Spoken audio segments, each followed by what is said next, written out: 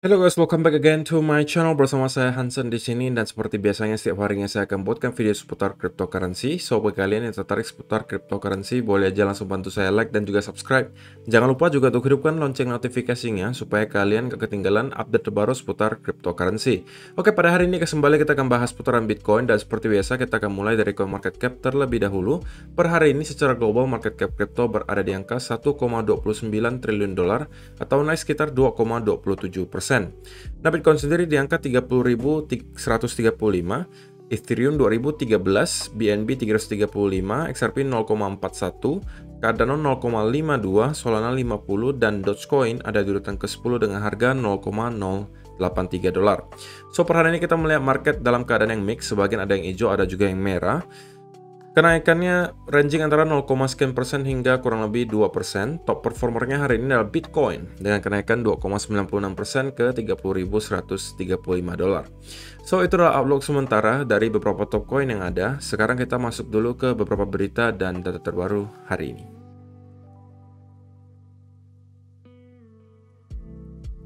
Nah, yang pertama di sini disebutkan billionaire Ray Dalio speaks in Davos, says blockchain is great, but let's call it digital gold. Jadi, bagi kalian yang belum mengenal siapa itu Ray Dalio, dia adalah seorang bilioner atau miliarder di Amerika Serikat, dan dia juga adalah ketua dari salah satu hedge fund terbesar di dunia yang dinamai Bridgewater Associates. Jadi ini juga dia adalah juga guru investasi saya juga belajar dari dia gitu ya, melalui buku-bukunya, melalui ya wawancara-wawancara yang menghadirkan dia. Saya suka belajar dari dia karena dia sepertinya ya mengetahui segala hal gitu guys. Kalian mau tanya tentang kehidupan bisa, mau tanya tentang ekonomi bisa, mau tanya tentang investasi juga bisa. Nah, kalau kalian search di Google, kalian ketemu bahwa dia adalah salah satu orang terkaya di AS lah gitu ya. Kisah orang terkaya, Ray Dalio, miliarder firma investasi raksasa di Amerika Serikat. Jadi, dia miliarder sekaligus investor Amerika. Dan dia merupakan salah satu orang terkaya di dunia. Berdasarkan catatan Forbes, dia memiliki 16,9 miliar dolar atau kalau dirupiahkan sekitar 252 triliun rupiah.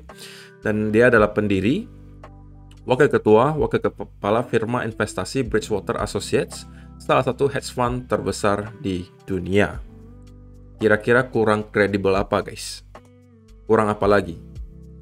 Orang ini pinter banget, kalian bisa lihat wawancara dia, kalian bisa baca buku dia, dan dia sendiri mengatakan bahwa kita sepertinya bisa melihat Bitcoin itu ya mencuri sedikit lah pangsa pasarnya gold gitu ya, alias di sini dia katakan cryptocurrencies in particular, I think blockchain is great, but let's call it a digital gold. Jadi ini langsung disampaikan oleh Ray Dalio ya, kita bisa manggil Bitcoin itu adalah sebuah digital gold atau gold versi digital.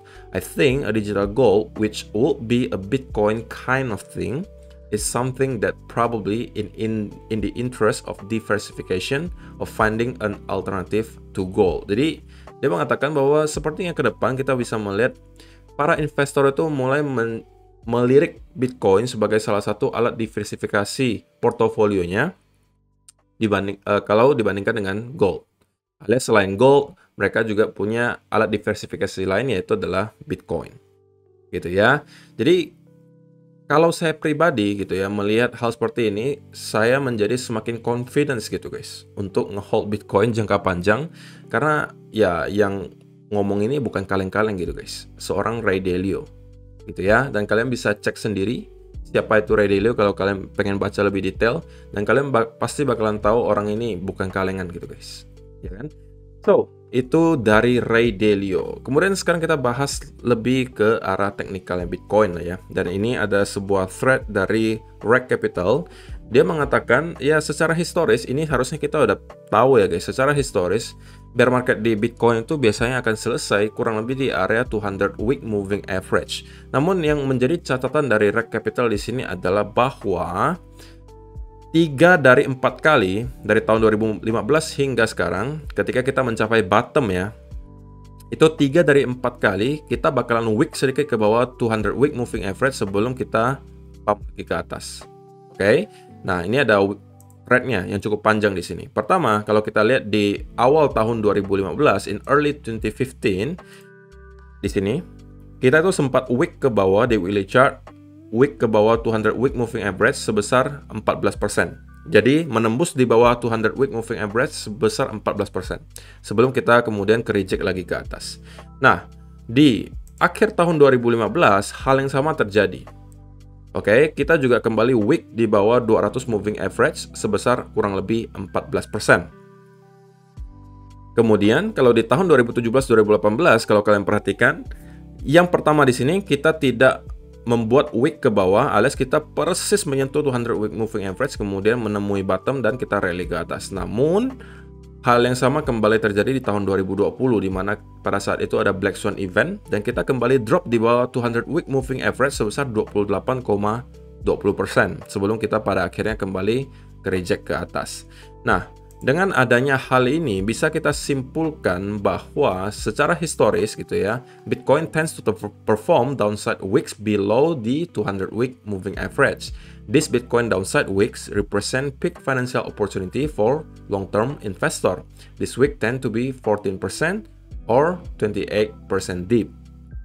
Jadi di sini dia pengen mengatakan bahwa pada saat kita nanti menyentuh, kalau misalnya nih ya, kita bakalan nyentuh ke 200 week moving average, belum tentu kita langsung akan berhenti di situ guys. Bisa jadi kita akan melihat semacam wick ke bawah, yang kalau kita lihat secara data historis, bisa jadi kurang lebih 14-28% wicknya ke bawah. Walaupun kalau kalian perhatikan, memang wick yang terjadi tersebut biasanya tidak akan bertahan lama guys. Paling cuma 1 minggu atau 2 minggu itu kita udah kembali lagi naik di atas 200 week moving average. Dan menurut Sierra Capital tentunya ketika kalau kita melihat Bitcoin wick di bawah 200 week moving average itu adalah salah satu opportunity yang sangat baik untuk start masuk bagi kalian-kalian yang merupakan long term investor. Nah, kalau kita bicara untuk keadaan yang sekarang, tentunya 200 week moving average itu berada kurang lebih di area 21.957 atau kita anggap sebagai 22.000 lah. Dan itu masih kurang lebih 28% lagi dari harga kita sekarang. Jadi kita perlu drop lagi kurang lebih 28% sebelum kita akan menyentuh area 200 week moving average. Tetapi kalau misalnya kalian baca lagi di sini, if Bitcoin reaches 200 MA support in the coming months, could Bitcoin perform a downside wick below it? Since 2015, the 200 MA has been touched on 4 occasions to form generational bear market bottoms, and 3 out of 4 of those bear market bottoms ended with downside wicking. Jadi pada intinya di sini Rek Capital pengen bicara soal probabilitas saja gitu guys. Bahwa secara data historis biasanya kita melihat Bitcoin bakalan wick sedikit ke bawah dari 200 week moving average sebelum kita akan ke reject lagi ke atas. 3 dari 4 kali di sini, ini kan 4 kali nih kita nyentuh 200 week moving average. Dan 3 dari 4 kali ini kita wick ke bawah sebelum kita ke reject ke atas. Jadi Sierra Capital pengen mengatakan bahwa kita juga kemungkinan bisa mengulangi hal yang sama.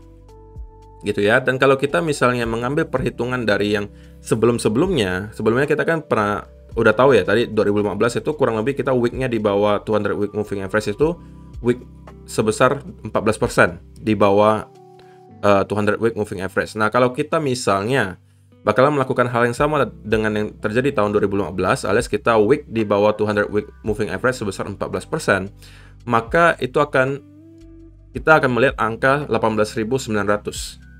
Itu adalah targetnya.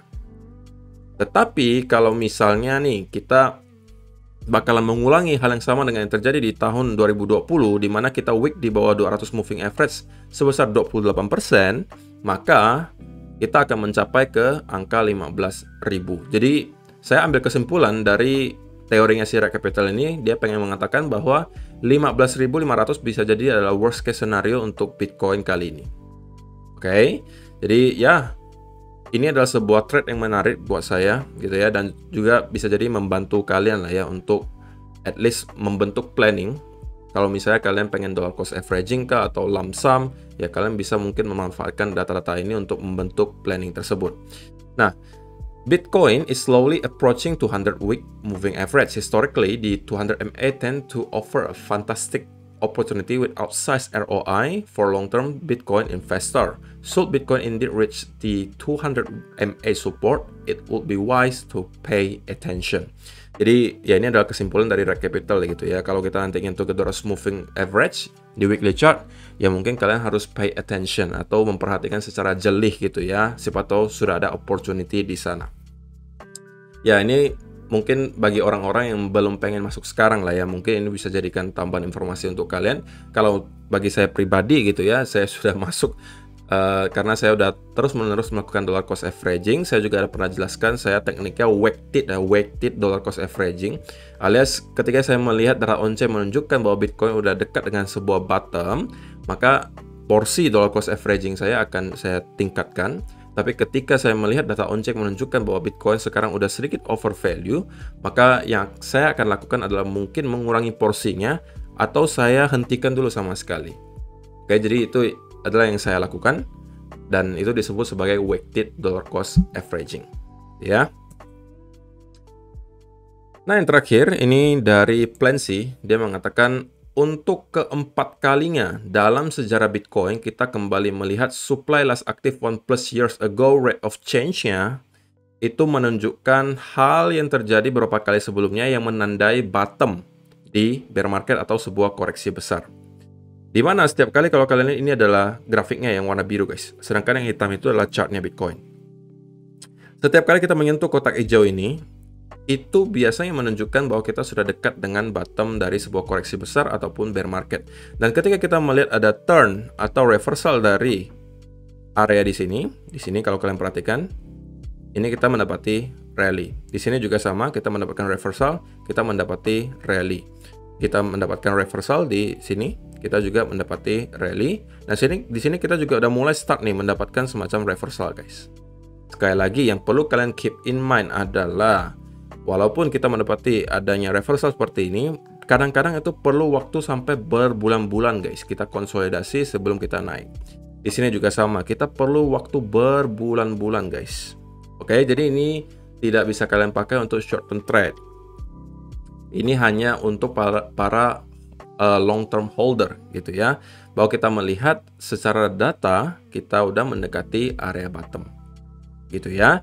Dan yang kita perlukan sekarang hanyalah sebuah kata yang sangat simple namun sering dilupakan dan sering disepelekan, yaitu adalah patience. Sabar guys, sabar. Oke. Kita melihat secara data historis bahwa kita biasanya akan bertahan selama berbulan-bulan di bottom bear market sebelum kita building momentum lagi ke atas. Jadi kita jangan sampai expect bahwa dalam minggu depan kita bakalan all time high lagi, bulan depan bakal all time high lagi. Kurang realistis guys. Oke, intinya kalau kalian sebagai long term holder, zoom out, sabar. Oke, kita sudah tahu secara data orang-orang yang hold Bitcoin selama minimal 4 tahun itu tidak pernah ada sejarahnya loss. Oke, apakah ada sejarah baru yang bakalan tercipta? Who knows? Tapi sebelum-sebelumnya kita melihat data itu selalu valid. Dimana kalau orang-orang sudah nge-hold Bitcoin di atas 4 tahun, itu pasti masih 100% ya, masih 100% pasti profit. Oke, apakah akan tercipta sejarah baru? Tidak ada yang tahu, tapi kalau secara data historis, itulah yang terjadi. Oke. So, itu adalah beberapa data dan berita hari ini yang pengen saya sampaikan untuk kalian. Sekarang kita masuk dulu ke chartnya Bitcoin dan kita bakalan mulai dari daily chart terlebih dahulu. Sebenarnya kalau saya lakukan analisa teknikal ya untuk Bitcoin beberapa hari ini, saya seperti mengulang-ulang kaset lama gitu guys. Kenapa? Karena sekali lagi kita terus-menerus bermain di area rectangle di sini. Ya kan? Selama kita masih bertahan di area ini, analisa saya itu sama sekali tidak berubah. Saya kemarin juga udah saya sampaikan bahwa saya pribadi masih expect bahwa kita akan mendapati satu lagi leg ke atas minimal. Sebelum dari sini mungkin kita akan mendapati semacam indikasi apakah kita akan langsung drop ataukah kita akan mendapati bullish continuation pattern, dan dari sini kita akan bisa melanjutkan sampai ke 39 atau bahkan 40.000 dolar. Oke, itulah target akhir untuk relief rally dari saya gitu ya. Kayak lagi, karena kalau sampai kita mampu break di atas 40.000 lagi, itu menurut saya akan menciptakan semacam confidence di kalangan investor yang menunggu di sidelines, sekaligus akan menciptakan FOMO bagi retail-retail yang mungkin merasa ketinggalan kereta, dan kita bisa menjadi mendapatkan momentum untuk mendorong harga terus ke atas. Jadi untuk relief rally saya rasa target terakhirnya hanya akan berada di sekitaran 38 sampai 39 atau bahkan 40. Dari sini kalau kita tidak reject, maka ini bisa menjadi petanda buruk untuk para bear gitu. Oke, tapi sebelum hal tersebut terjadi, tentunya kita harus berasumsi bahwa sampai sekarang kita masih berada di bearish trend gitu ya. Hanya saja sekarang kita mungkin akan mendapatkan semacam relief rally yang menuju ke area mana. Sekali lagi ini saya ingatkan, pertama hadangannya akan ada di lower high sebelumnya 32.000. Ketika ini ditembus, maka next targetnya 34 sampai 35.000. Oke, dan ya kalau misalnya kita lihat di time frame yang lebih kecil, sebenarnya kemarin kita udah tahu ya bahwa kita ini di sini kemarin mendapatkan semacam rising wedge gitu ya. Ketika rising wedge tersebut kita break down, kalau kalian jeli, kalian bisa jadi akan short di sini karena kita kembali mendapatkan retest dan kemudian membuat bear flag dan drop. Oke, ini setupnya sangat amat jelas gitu. Kalau kalian jeli, harusnya kalian ada dapat setup untuk short. Nah, kalau untuk yang di sini kita kembali lagi menyentuh area supportnya di sekitaran 28.600-an dan kita kembali ke reject ke atas. Jadi kita hanya bolak-balik saja selama 2 minggu guys. Sudah 2 mingguan kita bolak-balik di sekitaran area ini. Dan harusnya menurut saya pribadi gitu ya, tidak lama lagi kita akan melihat Bitcoin akan menentukan arah gitu. Pengennya kemana sih? Gitu kan. Dan sekali lagi guys, ketika kita breakout ataupun breakdown dari area ini, yang wajib kalian tunggu adalah sebuah konfirmasi bahwa breakout dan breakdown tersebut adalah valid. Alias kita pengen melihat breakoutnya disertai konsolidasi di atas area tersebut, bukan hanya breakout kemudian masuk lagi ke area rectangle-nya. Ini kita sebut sebagai fake out. Nah, kalau misalnya kita mendapati konsolidasi, lebih baik lagi bullish continuation pattern dan kemudian kita break dari pattern tersebut. Nah, ini yang kita cari. Sebaliknya juga sama, ketika kita breakdown, kita perlu konfirmasi berupa konsolidasi di bawah area tersebut. Dan kalau dikasih setup, ini mungkin bisa potensial untuk short minimal sampai ke area lower low sebelumnya di sini. Oke, tetapi kalau misalnya kita breakdown, kemudian 1-2 jam kemudian kita kembali masuk alias modelnya seperti ini, nah ini juga kita anggap sebagai sebuah fake out. Selalu waspadai hal ini bisa terjadi gitu guys. Itulah kenapa pentingnya kalian menunggu konfirmasi di setiap setup kalian. Bukan hanya ketika breakout langsung kalian masuk atau breakdown langsung kalian masuk. Memang ada tipikal trader seperti itu ya, yang sangat agresif, yang langsung masuk ketika breakout. Memang ada gitu guys. Tapi datang juga dengan resiko yang tinggi. Resikonya apa? Kalau kalian modelnya seperti itu, kalian berpotensi mendapatkan fake out dan kalian kembali loss. Di sini juga sama, kalau kalian langsung masuk di sini, ini hanya fake out, kemudian kembali masuk, ya kan? Ya, kalau misalnya kelebihannya orang-orang yang tipikalnya agresif seperti itu, ya bisa jadi akan mendapatkan sebuah setup. Ketika breakout, dia tidak konsolidasi tapi langsung naik terus. Nah, itu adalah hokinya orang-orang yang agresif. Tapi kalau yang tipikalnya konservatif, kelebihannya adalah kemungkinan kalian akan terhindar dari fake out seperti ini, tapi kekurangannya bisa jadi kalian akan ketinggalan kereta, karena bisa jadi kita tidak akan menyentuh lagi trend line-nya, tapi akan langsung naik ke atas, atau ketika breakdown, kita tidak akan lagi menyentuh trend line bawahnya di sini, dan malah langsung drop ke bawah. Jadi itu perlu kalian keep in mind, oke? Jadi ya, saya rasa tidak banyak yang bisa kita bahas secara teknikal sampai hari ini, karena toh itu masih sama-sama aja, kita masih di rectangle-nya, kita masih akan menunggu sampai dia menentukan arah pengennya kemana. Mudah-mudahan malam ini atau besok kita bisa melihat hal tersebut terwujud. Terima kasih yang sudah menonton sampai selesai, semoga bermanfaat video hari ini dan kita akan bertemu lagi di video yang berikutnya. Bye-bye.